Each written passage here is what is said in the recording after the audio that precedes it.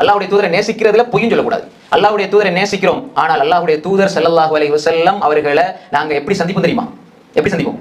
எப்படி மௌத்தா போறோமோ அப்படிதான் எழுப்பப்படும்.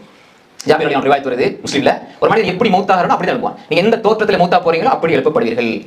அப்ப நம்ம யோசிச்சு பார்க்கணும். நான் ரசூல் ஸல்லல்லாஹு அலைஹி வஸல்லம் அவர்களை சந்திக்கும் பொழுது, ரசூல் ஸல்லல்லாஹு அலைஹி வஸல்லம் அவர்களை நான் சொர்க்கத்துல பார்க்கிற பொழுது உங்களோட பேரை சொல்லி, அப்துல்லா நீங்க என்ன பத்தி அதிகமா பேசுனீங்க, ரசூலுல்லாஹ் கூட பேசுறாங்கன்னு யோசிச்சு பாருங்க. அப்துல்லா நீங்க என்ன பத்தி அதிகமா பேசுனீங்க, என்ன ரொம்ப நேசிச்சீங்க தானே, நான் விரும்பி வளர்த்த இந்த தாடி உங்களோட முகத்தில் இல்லையேன்னு கேட்டால் அங்க அமல் செய்ய இடம் இல்ல, சொர்க்க அமல் செய்ய இடம் இல்ல.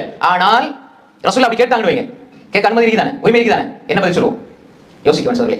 அப்துல்லா முஹம்மத் நீங்க என்ன நேசிச்சீங்க தானே, ஆனா நான் ரொம்ப சாஃப்டான ஆளாக மென்மையானவராக இருந்தேனே, நீங்க ஏன் கடுக்கடுத்தீங்க மக்களோட கேட்டால் என்ன பதில் சொல்ல போறோம்? என்ன பதில் சொல்ல போறோம்? விருப்பத்துக்குரிய ஒருவர் உங்களிடம் கேள்வி கேட்டால் பதில் இல்லை என்றால், தாங்க முடியாது என்றால், என் உயிரை விட மேலாக நேசித்த அல்லாஹ்வுடைய தூதர் இந்த கேள்வியை கேட்டு விட்டார்கள் என்றால் என்ன பதில் சொல்ல போறோம்?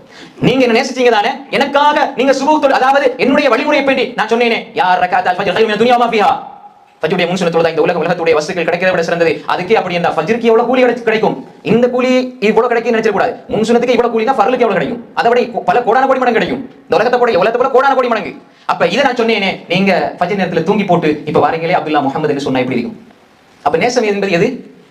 அதனால இப்னு கய்யிம் ரஹ்மத்துல்லாஹி அலைஹி சொல்வார்கள், ஒரு மனிதன் நேசிச்ச ஒருவரை அவருடைய விஷயங்களை கேட்கிறதில் ஆசை வைப்பார், ரசூலுல்லாஹ் ஹதீஸை கேட்கிறதில் ஆசை வைப்பார், குர்ஆனை கேட்பதில் ஆசை வைப்பார். மன் அஹப்பல் குர்ஆன ஃபகத் அஹப்பல்லாஹ் சொன்னாங்க அறிஞர்கள். இப்னு கய்யிம் பேசியிருக்கிறார்கள், யார் அல்லாஹ்வை நேசிக்கிறார் அவர் குர்ஆனை நேசிப்பார், குர்ஆனை நேசிக்கிறவர் ஹதீஸை நேசிப்பார், ஹதீஸை நேசிக்கிறவர் அந்த வாழ்க்கையை கொண்டு வருவார். வாழ்க்கையில நான் யோசிச்சு பார்க்கணும், நாளை மறுமையிலே இதோ இருக்கிறார்களே அம்ர் இப்னு ஜமூஹ், கால் இல்லாமல் நொண்டி நொண்டி கெந்தி கெந்தி சொர்க்கத்திலே திரிந்த அம்ர் இப்னு ஜமூஹ் இருக்கிறார், எனக்காக உயிரை கொடுத்த உசைரின் பனி அப்துல் அஷ்ஹர் இருக்கிறார், எனக்காக உயிரை கொடுத்த அம்மார் இருக்கிறார், எனக்காக உயிரை கொடுத்த யாசிர் சுமையா இருக்கிறார்கள், நீங்க எனக்காக எதை கொடுத்தீங்க என்று அல்லாஹ் கேட்டானா?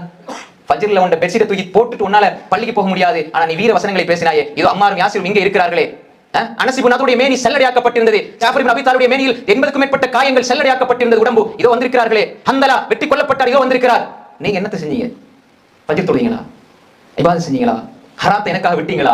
வட்டியை விட்டீங்களா? விபச்சாரத்தை விட்டீங்களா? சினிமா விட்டீங்களா? ஆடல் பாடல் விட்டீங்களா? எல்லா சினிமாவும் தெரியும், எல்லா ஆடலும் தெரியும், எல்லா பாடலும் தெரியும். அந்த மறுமையில் நான் யாரோடு இருக்க போகிறேன் அவர்களை தெரியாது என்றால், நாளைக்கு மறுமையில நான் யாரோட இருக்கணும்? ரசூலுல்லாஹ் இருக்கணும்.